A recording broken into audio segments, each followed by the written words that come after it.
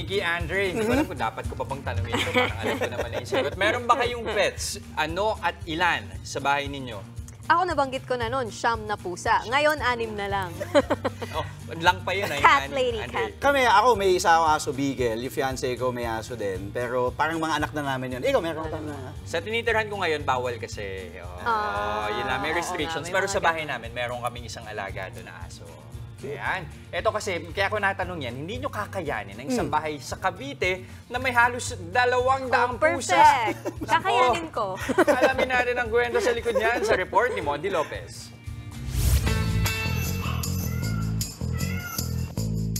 Kaway-kaway sa mga cat lovers dyan. For today's video, house tour tayo sa bahay na punong-puno ng pusa. Tara, here it is guys. Grabe ang dami. Iba't ibang kulay, laki at trip sa buhay. Kadalasan, kain tulog. Kaya gusto ko na talaga maging pusa, sarap buhay yun. May clingy at mayroon ding mailap. Pero ang ilan sa kanila, sanay sa camera. Gustong ma-discover ang cute. Pero teka, sinong nanay nyo, Esther, for mom nyo?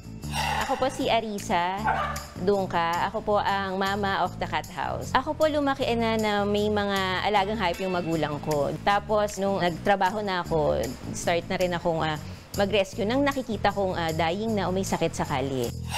Speaking of rescue, to the highest level ang malasakit niya sa mga stray cat o mga pusang gala na nagsimula noong panahon ng pandemya.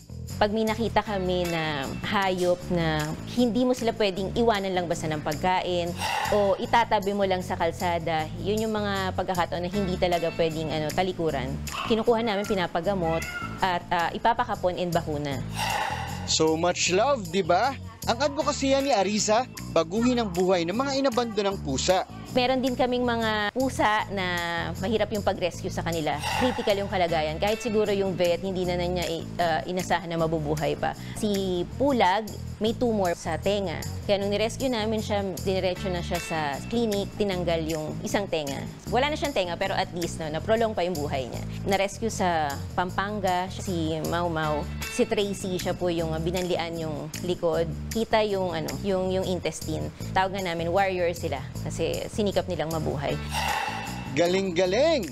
And take note, to the rescue din siya sa mga kabarkada at iba pang farm animals.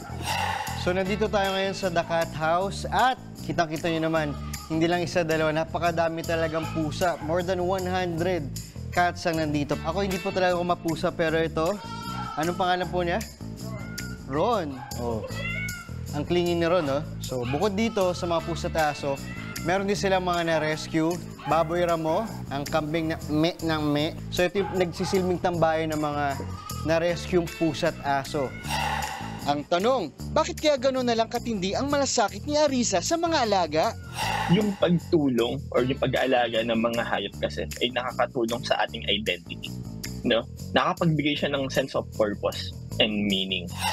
Ayon sa isang survey, 64% ng household sa Pilipinas ay may alagang hayop. Popular dito ang aso na nasa 78% at pusa na nasa 50% naman.